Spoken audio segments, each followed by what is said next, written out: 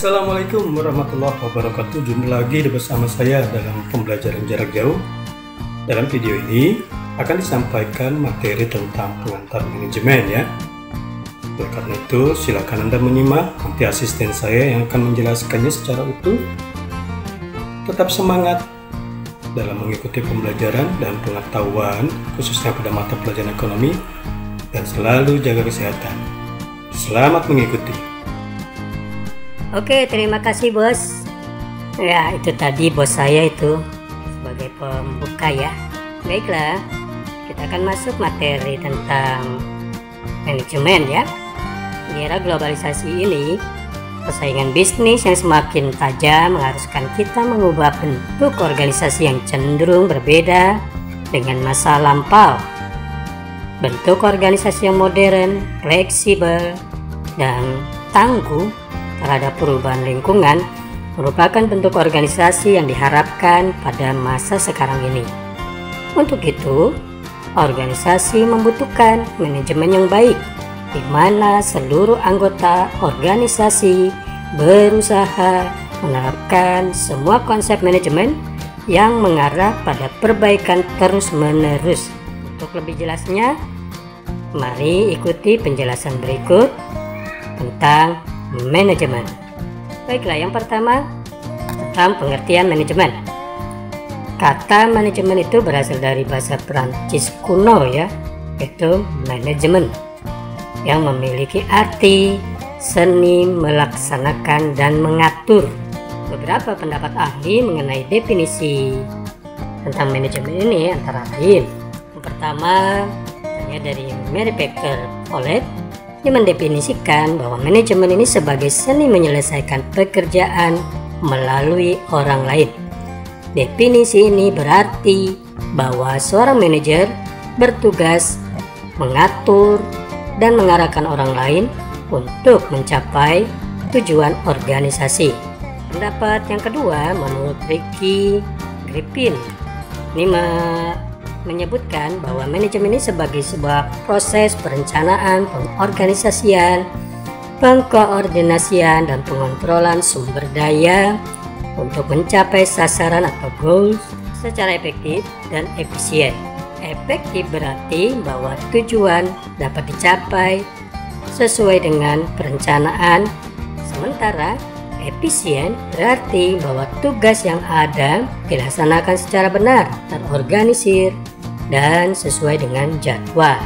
Lebih lanjut, menurut Joe Terry, ini mendefinisikan bahwa manajemen ini sebagai proses yang khas yang terdiri dari tindakan-tindakan perencanaan, pengorganisasian, penggerakan, dan pengawasan yang dilakukan untuk menentukan serta mencapai sasaran yang telah ditetapkan melalui pemanfaatan sumber daya manusia serta sumber-sumber lainnya. Hal lain seperti Luther Gulick yang mendefinisikan bahwa manajemen ini ditinjau dari segi ilmu pengetahuan adalah memahami mengapa dan bagaimana manusia bekerja sama untuk menghasilkan sesuatu yang bermanfaat bagi kemanusiaan. Itulah beberapa pengertian menurut para ahli. Apabila kita mempelajari literatur tentang manajemen, maka akan ditemukan bahwa istilah manajemen itu mengandung 3 pengertian. Yang pertama, manajemen sebagai proses. Yang kedua, manajemen sebagai kolektivitas orang-orang yang melakukan aktivitas manajemen. Yang ketiga, manajemen sebagai suatu seni dan sebagai suatu ilmu pengetahuan. Berdasarkan pengertian tadi, bahwa manajemen adalah suatu proses dengan mana pelaksanaan suatu tujuan tertentu diselenggarakan dan diawasi. Lanjut, manajemen ini adalah fungsi untuk mencapai suatu melalui kegiatan orang lain dan mengawasi usaha-usaha individu untuk mencapai tujuan yang sama. Sedangkan dari pengertian yang kedua, bahwa manajemen ini adalah kolektivitas orang-orang yang melakukan aktivitas manajemen. Jadi dengan kata lain, bahwa manajemen ini segenap orang yang melakukan aktivitas manajemen dalam suatu badan tertentu disebut manajemen. Lalu menurut literasi yang ketiga ini, bahwa manajemen adalah seni atau suatu ilmu pengetahuan, maksudnya adalah sesungguhnya belum ada keseragaman pendapat. Segolongan mengatakan bahwa manajemen adalah seni dan segolongan lain manajemen adalah suatu ilmu. Nah, dari definisi di atas, maka dapat disimpulkan bahwa manajemen ini merupakan seni dan ilmu perencanaan, pengorganisasian, pengarahan, dan pengawasan para anggota organisasi dan penggunaan semua sumber daya yang ada untuk mencapai tujuan organisasi yang telah ditetapkan terlebih dahulu. Dengan demikian, manajemen mempunyai beberapa pokok pikiran penting di dalamnya. Yang pertama, manajemen berusaha untuk mencapai tujuan yang telah ditetapkan sebelumnya. Yang kedua, manajemen merupakan kerjasama sekelompok orang. Dan yang ketiga, manajemen ini merupakan keterkaitan antara seni dan ilmu pengetahuan. Lalu yang keempat, bahwa manajemen ini dilakukan secara sistematis, terpadu, terkontrol, dan konsisten. Lalu yang kelima, manajemen ini ada yang namanya pembagian kerja secara jelas dan tegas.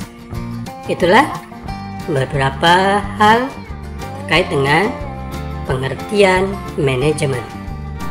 Kita lanjutkan dengan tingkatan manajemen. Coba Anda perhatikan gambar berikut tentang piramida manajemen. Dengan memperhatikan piramida manajemen tersebut, Anda bisa lihat di sini ada bagian dasar yang disebut sebagai baseline management. Kemudian yang tengahnya disebut dengan middle management dan bagian atas disebut sebagai top management. Mari kita lihat masing-masing tingkatan manajemen tersebut. Yang pertama, manajemen puncak atau top management. Pada tingkatan ini, manajemen puncak dikenal pula dengan istilah executive officer. Ini bertugas merencanakan kegiatan dan strategi perusahaan secara umum dan mengarahkan jalannya perusahaan. Mereka yang berada di bagian manajemen puncak ini, contohnya CEO atau Chief Executive Officer, atau ada juga CIO atau Chief Information Officer, atau bisa juga CFO atau Chief Financial Officer. Kemudian tingkatan yang kedua yaitu manajemen menengah atau middle management. Pada tingkatan ini, manajemen menengah mencakup semua manajemen yang berada di antara manajer lini pertama dan manajemen puncak, dan bertugas sebagai penghubung antara keduanya. Jabatan yang termasuk manajer menengah ini diantaranya sebagai berikut, misalnya kepala bagian, pimpinan proyek, manajer pabrik, atau manajer divisi. Lalu yang berikutnya, tingkatan yang ketiga yaitu manajemen lini pertama atau baseline management. Pada tingkatan ini, manajemen lini pertama dikenal pula dengan istilah manajemen operasional. Ini merupakan manajemen tingkat paling rendah yang bertugas memimpin dan mengawasi karyawan non-manajerial yang terlibat dalam proses produksi. Mereka sering juga disebut sebagai penyelia atau supervisor, atau bisa juga ada menyebutnya dengan manajer shift atau manajer area. Ada juga manajer kantor atau manajer departemen. Itulah tingkatan manajemen. Yang berikutnya tentang fungsi-fungsi manajemen. Dalam usaha mencapai tujuan, perusahaan melakukan kegiatan-kegiatan sebagai suatu proses perusahaan. Proses operasional perusahaan bermacam-macam, mulai dari memasarkan barang dan jasa, berproduksi, menjalankan pembelanjaan, mengadakan kegiatan-kegiatan personalia, serta administrasi keuangan.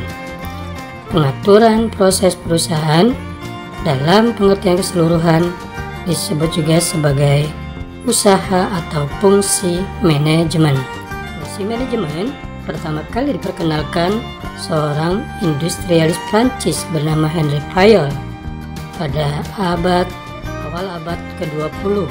Ketika itu ia menyebutkan 5 fungsi manajemen, yaitu merancang, mengorganisir, memerintahkan, mengordinasikan, dan mengendalikan. Namun saat ini kelima fungsi tersebut telah diringkas oleh J.R. Terry menjadi 4, yaitu yang pertama perencanaan atau planning. Perencanaan ini memikirkan apa yang akan dikerjakan dengan sumber yang dimiliki. Perencanaan dilakukan untuk menentukan tujuan perusahaan secara keseluruhan dan cara terbaik untuk memenuhi tujuan tersebut. Manajer mengevaluasi berbagai rencana alternatif sebelum mengambil tindakan dan kemudian melihat apakah rencana yang dipilih cocok dan dapat digunakan untuk memenuhi tujuan perusahaan. Perencanaan merupakan proses terpenting dari semua fungsi manajemen karena tanpa perencanaan fungsi-fungsi lainnya tidak dapat berjalan. Pertanyaan mendasar pada tahap perencanaan ini adalah seorang manajer akan melakukan apa ketika harus melaksanakan pekerjaannya. Nah, pada tahap perencanaan ini, seorang manajer akan memulai dengan menjawab pertanyaan 5W dan 1H, yaitu yang pertama what, yang kedua why, yang ketiga where, yang keempat when, yang kelima who, dan how. Yang dimaksud dengan what, dimana di sini seorang manajer harus menjawab pertanyaan apa yang hendak dicapai, kemudian dirumuskan dalam mencapai tujuan tertentu. Pertanyaan kedua, why? Di sini maksudnya adalah seorang manajer harus menjawab mengapa hal tertentu menjadi tujuan. Ia harus dapat memberi alasan yang disertai dengan hasil analisisnya. Lalu yang ketiga, where? Seorang manajer harus mampu mempertanggungjawabkan pilihan lokasi perusahaan. Yang keempat, when? Seorang manajer harus dapat menentukan jadwal pekerjaan yang harus diselesaikan. Dan yang kelima, who? Seorang manajer harus mampu mempertanggungjawabkan mengapa orang-orang tertentu yang dipilih untuk melaksanakan suatu pekerjaan dengan memperhatikan azas the right man on the right place. Lalu yang keenam, how? Seorang manajer harus dapat menentukan bagaimana cara melaksanakan suatu pekerjaan. Ia tidak harus melaksanakan pekerjaan seorang diri, melainkan dapat melimpahkannya kepada stafnya. Artinya, ketika seorang manajer membuat suatu perencanaan, maka itu harus bermanfaat. Lalu apa manfaat perencanaan atau planning? Manfaat perencanaan atau planning antara lain, yang pertama, semua tindakan akan terkoordinir. Kedua, situasi darurat akan dapat terhindari karena sudah dapat diperkirakan sebelumnya. Yang ketiga, metode kerja yang efektif dan efisien. Yang keempat, untuk pengawasan dalam menghasilkan standarisasi. Lalu yang kelima, manajemen selalu memperhatikan tujuan. Itulah fungsi perencanaan atau planning. Yang kedua, fungsi pengorganisasian atau organizing.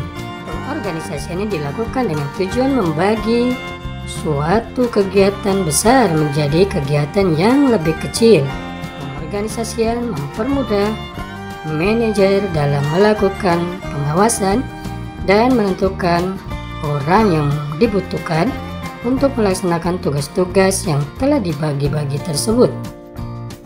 Pengorganisasian dapat dilakukan dengan cara menentukan tugas apa yang harus dikerjakan, siapa yang harus mengerjakannya, bagaimana tugas-tugas tersebut dikelompokkan, siapa yang bertanggung jawab atas tugas tersebut, dengan tingkatan mana keputusan harus diambil.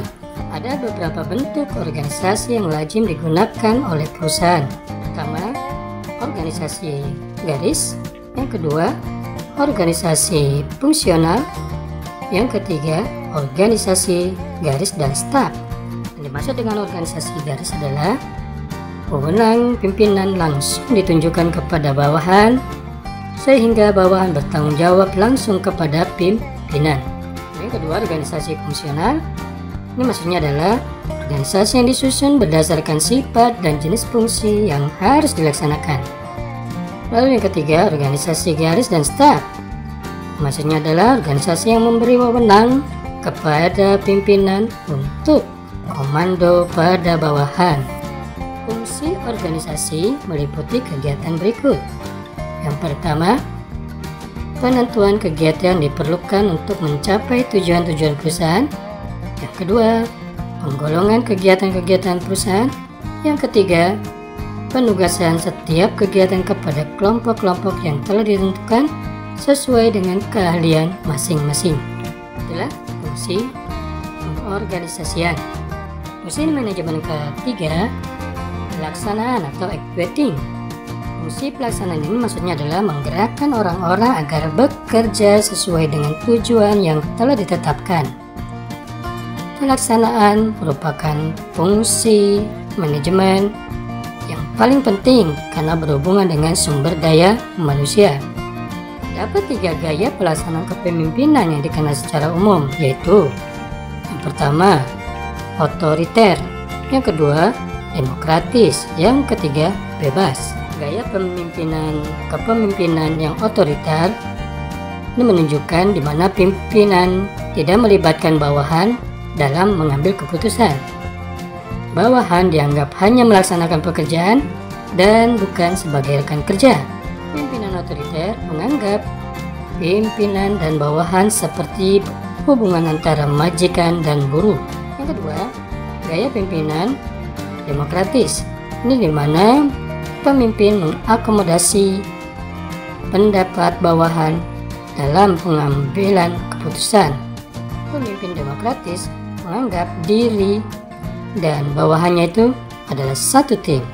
Lalu yang ketiga, gaya kepemimpinan bebas. Ini adalah di mana pemimpin menyerahkan proses pengambilan keputusan pada bawahannya. Pemimpin bebas hanya memberi arahan dan nasihat dalam pengambilan keputusan. Fungsi executing ini atau fungsi pelaksana ini antara lain meliputi mengikuti perintah manajer. Yang kedua, untuk melakukan sesuatu sesuai dengan kemampuan seseorang. Ketiga, agar orang lain menyukai pekerjaannya. Lalu yang keempat, agar orang lain dapat memelihara, memupuk, dan meningkatkan rasa tanggung jawabnya. Itulah fungsi yang ketiga, fungsi pelaksanaan atau executing. Lalu yang fungsi yang keempat adalah pengawasan atau controlling. Fungsi pengawasan ini bertujuan untuk memastikan pekerjaan berjalan sesuai rencana, mencegah adanya kesalahan, menciptakan kondisi agar karyawan bertanggung jawab dalam melaksanakan pekerjaan, mengadakan koreksi terhadap kegagalan yang timbul, dan memberi jalan keluar atas suatu kesalahan. Dalam fungsi pengawasan atau kontrol ini pada umumnya meliputi kegiatan antara lain. Yang pertama, membuat standar perencanaan. Kedua, menyusun jadwal kegiatan atau jadwal kerja. Yang ketiga, mengawasi pelaksanaan kerja. Yang keempat, melakukan tindakan koreksi jika pelaksanaan menyimpang dari standar. Berikut beberapa fungsi manajemen yang dikemukakan oleh para ahli, antara lain sebagai berikut.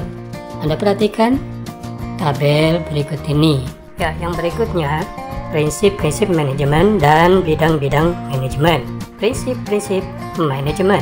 Prinsip-prinsip manajemen ini merupakan dasar-dasar dan nilai yang menjadi inti dari keberhasilan sebuah manajemen. Henry Fayol dikenal sebagai pelopor manajemen modern. Banyak pendapatnya menjadi dasar praktik manajemen sampai sekarang. Salah satu diantaranya adalah prinsip manajemen yang terdiri dari 14 prinsip. Berikut adalah 14 prinsip yang dikemukakan oleh Henry Fayol. Yang pertama, pembagian kerja atau division of labor. Maksudnya adalah pembagian kerja harus dipikirkan agar mengarah pada spesialisasi.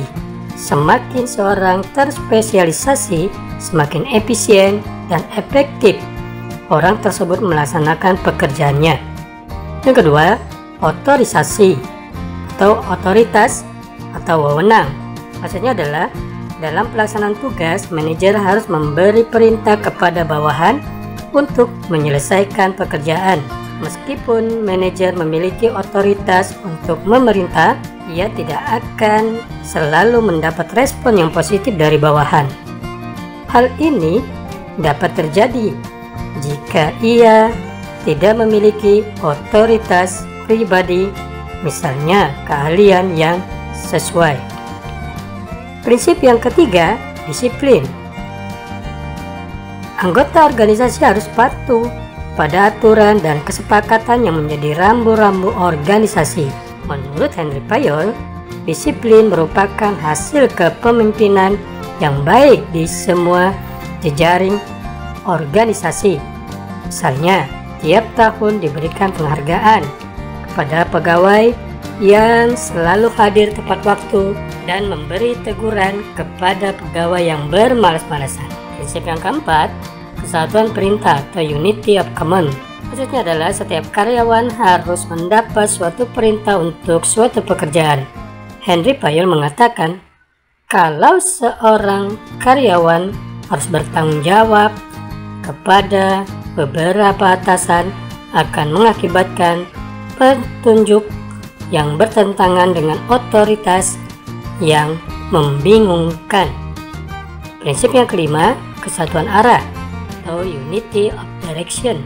Maksudnya adalah kegiatan-kegiatan dalam organisasi yang mempunyai tujuan sama baiknya ditangani seorang manajer dengan menggunakan suatu perencanaan saja. Sebaiknya pada suatu perusahaan jangan sampai satu pekerjaan ditangani oleh dua orang karena bisa mengakibatkan kesimpang siuran. Prinsip yang keenam, mengutamakan kepentingan bersama di atas kepentingan pribadi. Maksudnya adalah setiap organisasi mengedepankan kepentingan organisasi secara keseluruhan harus lebih penting dibandingkan kepentingan perorangan. Prinsip yang ketujuh, pemberian upah atau remunerasi, yaitu pemberian balas jasa harus adil baik untuk karyawan maupun perusahaan. Prinsip yang kedelapan, pemusatan atau sentralisasi. Maksudnya adalah pengambilan keputusan yang banyak menggunakan pertimbangan atasan, ini disebut sentralisasi. Yang demikian atau sebaiknya pengambilan keputusan dengan menampung aspirasi bawahan disebut desentralisasi. Henry Fayol menyatakan bahwa manajer harus memikul tanggung jawab terakhir, tapi dia harus memberi otoritas yang cukup agar bawahan dapat mengembangkan diri. Namun, yang terpenting adalah menentukan jenjang sentralisasi dan desentralisasi yang baik. Prinsip yang kesembilan, jenjang jabatan atau hierarki. Jenjang jabatan ini dalam organisasi sering digambarkan dengan garis-garis yang rapi dalam bagan organisasi. Bagan ini menunjukkan kedudukan manajer dari puncak ke jenjang bawahan. Prinsip yang ke-10, tata tertib. Dalam tata tertib disebutkan sarana dan manusia harus berada di tempat yang tepat dan pada waktu yang tepat. Khususnya manusia, di mana manusia ini harus berada pada pekerjaan yang cocok baginya. Prinsip yang ke-11, kesamaan atau equity. Ini maksudnya adalah para manajer harus bersahabat dan adil terhadap semua bawahannya. Prinsip yang ke-12, kestabilan staf. Maksudnya adalah perputaran karyawan yang terlalu sering tidak baik bagi kelancaran kegiatan perusahaan. Lalu prinsip yang ke-13, inisiatif. menyatakan bahwa bawahan harus diberi kebebasan untuk membuat dan menjalankan rencananya, walaupun bisa saja ada kesalahan. Dan prinsip yang ke-14, semangat korps atau spirit the corps, itu menggalakkan semangat kerjasama kelompok dapat menimbulkan rasa bersatu. Menurut Andy Payor, faktor sekecil apapun dapat membantu menumbuhkan semangat. Ia menyarankan untuk lebih menggaungkan komunikasi lisan daripada tertulis atau komunikasi formal sepanjang itu memungkinkan. Itulah prinsip-prinsip dalam manajemen. Yang berikutnya, bidang-bidang manajemen. Dalam perusahaan terdapat berbagai aktivitas pekerjaan. Aktivitas pekerjaan ini dibagi dalam bentuk pembagian kerja. Lalu pembagian kerja menimbulkan struktur organisasi, dan struktur organisasi memperlihatkan dengan jelas bidang-bidang manajemen yang ada dalam perusahaan. Masing-masing bidang manajemen ini ditangani oleh manajer yang ahli dalam bidangnya. Manajer adalah orang yang ditunjuk untuk melaksanakan aktivitas manajemen. Seiring dengan kemajuan zaman ilmu pengetahuan dan teknologi, bidang-bidang manajemen ini dikhususkan berdasarkan tujuan masing-masing. Bidang-bidang manajemen ini antara lain bidang manajemen produksi, manajemen pemasaran, manajemen keuangan, manajemen personalia, dan manajemen administrasi. Mari kita lihat maksud dari masing-masing manajemen berikut ini. Yang pertama, manajemen produksi. Manajemen produksi merupakan salah satu bidang manajemen yang penting bagi kelangsungan perusahaan. Ketika mutu produk atau jasa menjadi kunci dalam memenangi persaingan bisnis, peran manajemen produksi terasa semakin penting bagi perusahaan. Kegiatan produksi yang buruk dapat mengakibatkan pemborosan dalam bentuk menumpuknya persediaan. Kegiatan produksi yang buruk juga dapat berakibat pada rendahnya mutu produk atau jasa yang dihasilkan. Pernahkah Anda mengamati proses pembuatan tas? Seorang manajer produksi harus menjalankan tugasnya agar mampu menyiapkan barang jadi yang siap dijual. Tugas dalam kegiatan produksi meliputi bagaimana bahan baku, bagaimana proses produksi tas, hingga penyelesaian produk tas dapat dilakukan secara efisien, namun tetap tercapai kualitas produknya sesuai dengan standar yang telah ditetapkan. Bahkan, tugas manajer produksi termasuk juga pemilihan lokasi produksi yang tepat, layout kegiatan produksi, hingga lokasi penyimpanan hasil produksi. Berdasarkan penjelasan tersebut, dapat disimpulkan apakah manajemen produksi itu? Ya, manajemen produksi adalah kegiatan pengaturan secara maksimal dari faktor-faktor produksi seperti alam, tenaga kerja, modal, dan skill agar dapat menciptakan dan menambah guna suatu barang. Lebih lanjut, dalam bidang produksi ada dua hal penting yang perlu diperhatikan, yaitu perencanaan sistem produksi dan pengendalian sistem produksi. Apa itu perencanaan sistem produksi? Ketika merencanakan sistem produksi, manajemen harus mempertimbangkan rancangan produk atau jasa, volume produksi, proses produksi, lokasi, dan tata letak, serta rancangan pekerjaan. Lalu apa itu rancangan produk? Rancangan produk ini maksudnya adalah contoh apakah teknologi yang dimiliki mampu memproduksi produk yang diusulkan.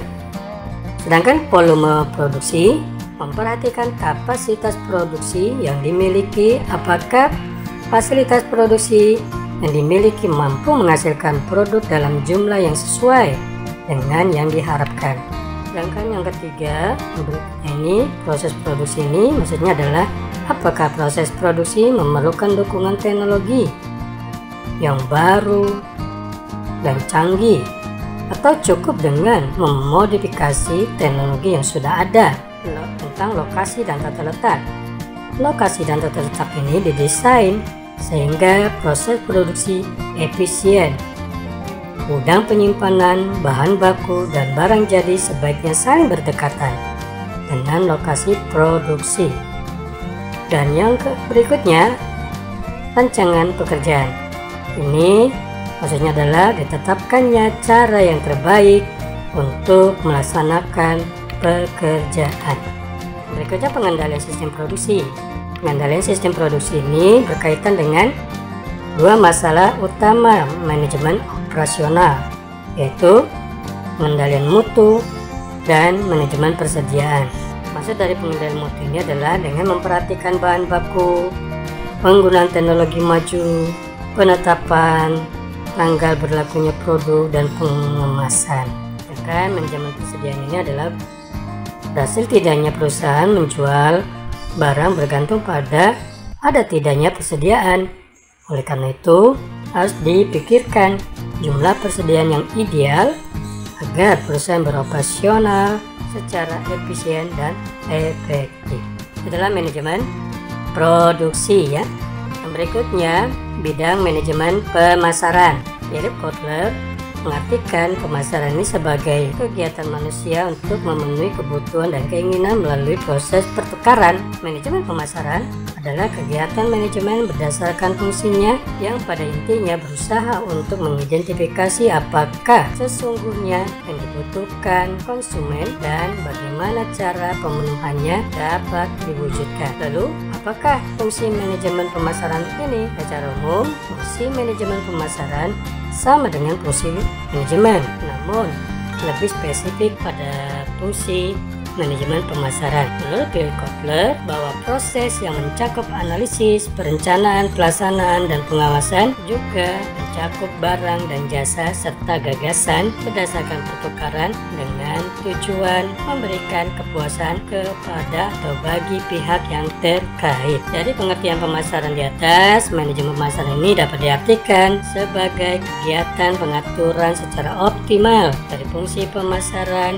agar kegiatan pertukaran atau penyampaian barang dari produsen ke konsumen ini dapat berjalan lancar dan memuaskan melalui riset pemasaran, promosi, pengaturan organisasi pemasaran, sistem distribusi, dan bagaimana memuaskan konsumen. Berikut beberapa hal yang perlu diperhatikan dalam manajemen pemasaran. Yang pertama, riset pasar. Dalam riset pasar harus benar-benar diadakan dan dapat mungkin dihindari pengambilan kesimpulan yang salah. Riset pasar yang dilakukan berbeda untuk setiap jenis pasar. Yang kedua, segmentasi, targeting, dan positioning. Segmentasi ini adalah posisi identifikasi kelompok konsumen homogen yang akan dilayani perusahaan. Contohnya, Astra Internasional membuat mobil yang ditunjukkan sebagai kendaraan rumah tangga dan niaga. Astra kemudian memilih konsumen menjadi beberapa kelompok pasar yang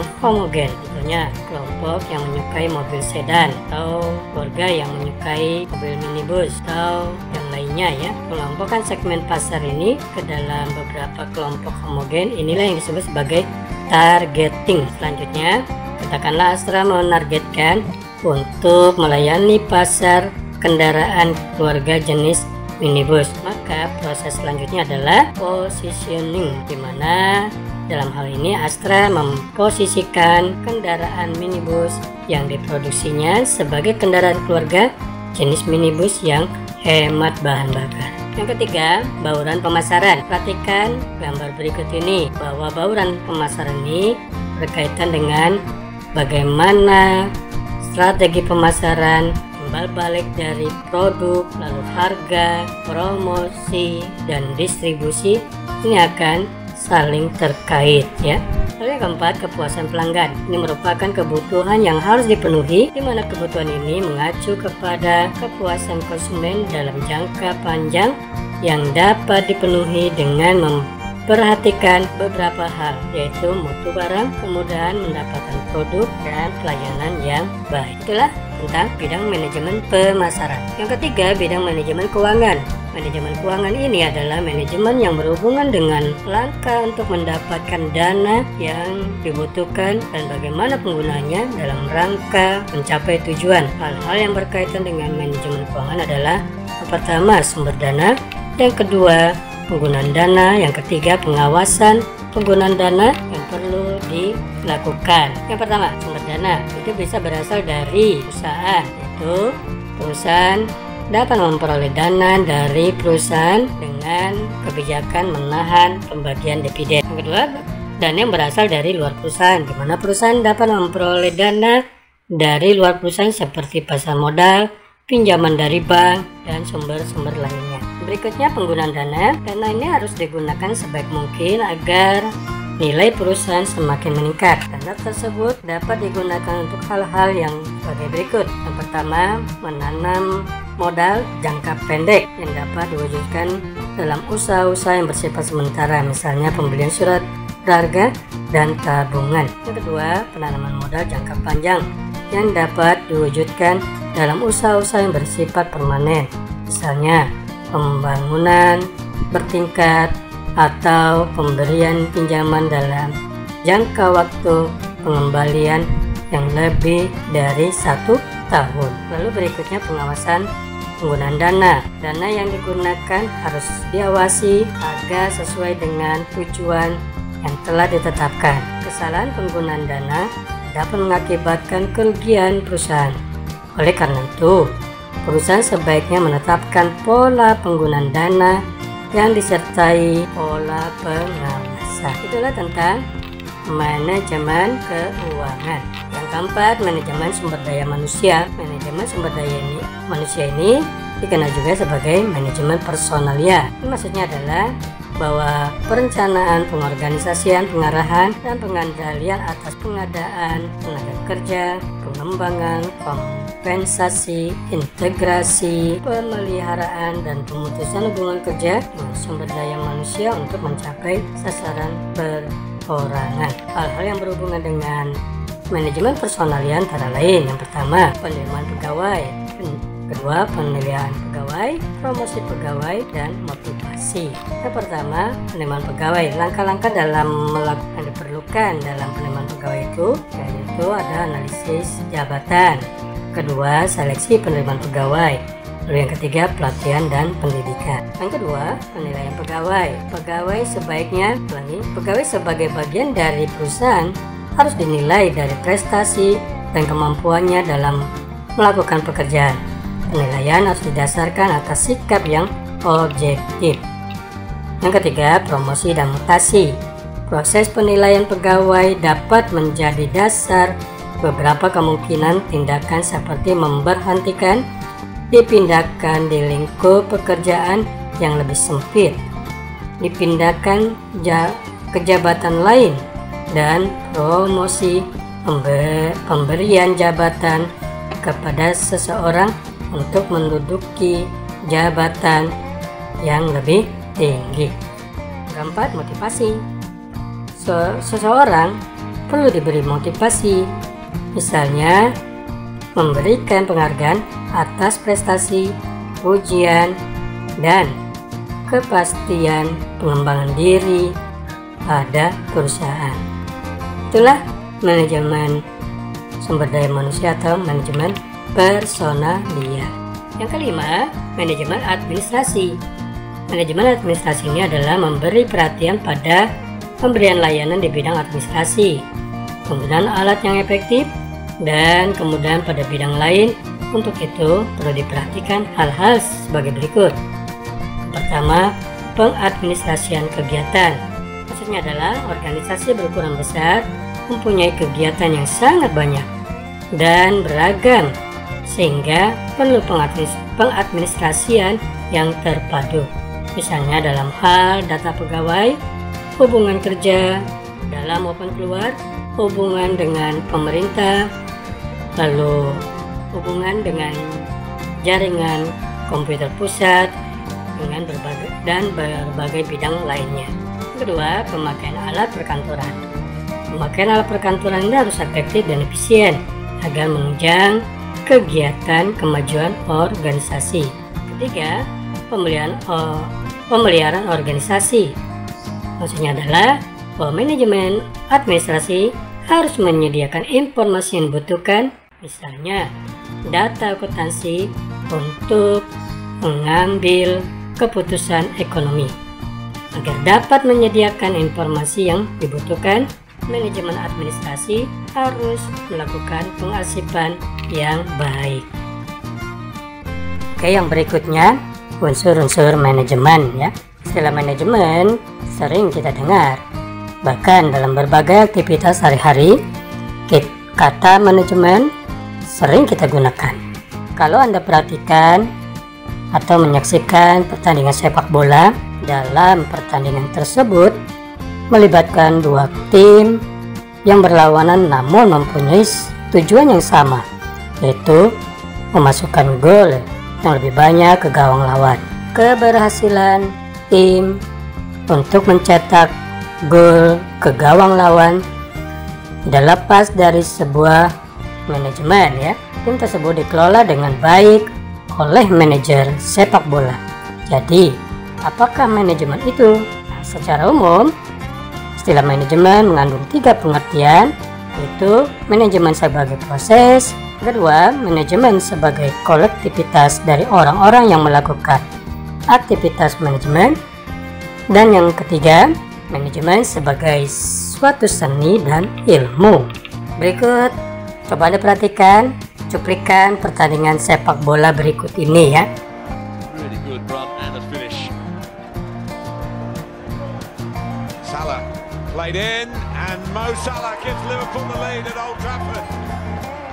With 18 minutes gone, suddenly there was incision. Nah, dengan memperhatikan pertandingan sepak bola tersebut, bagaimana perasaan Anda jika tim yang Anda andalkan itu menang?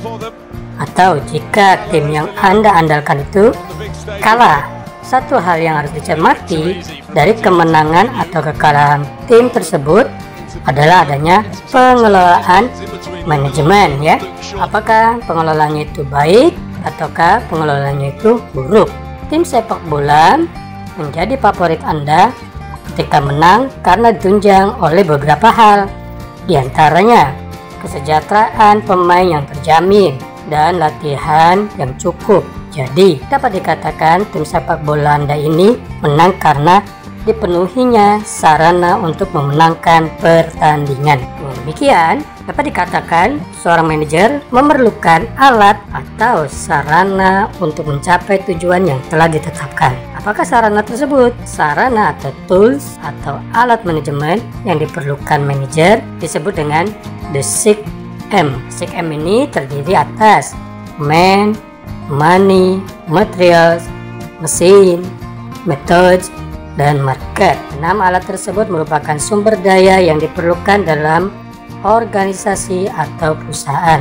Berikut, perhatikanlah peran masing-masing alat tersebut bagi manajer berikut ini. Yang pertama, man itu atau orang atau manusia ya. Untuk melakukan berbagai aktivitas manajemen diperlukan manusia. Mengapa? Karena manusia merupakan faktor penentu dalam manajemen. Tanpa adanya manusia, tidak ada proses kerja. Manajer adalah orang yang menggerakkan manusia untuk mencapai tujuan yang telah ditetapkan. Bisa Anda lihat pada ilustrasi pertandingan sepak bola tersebut ya.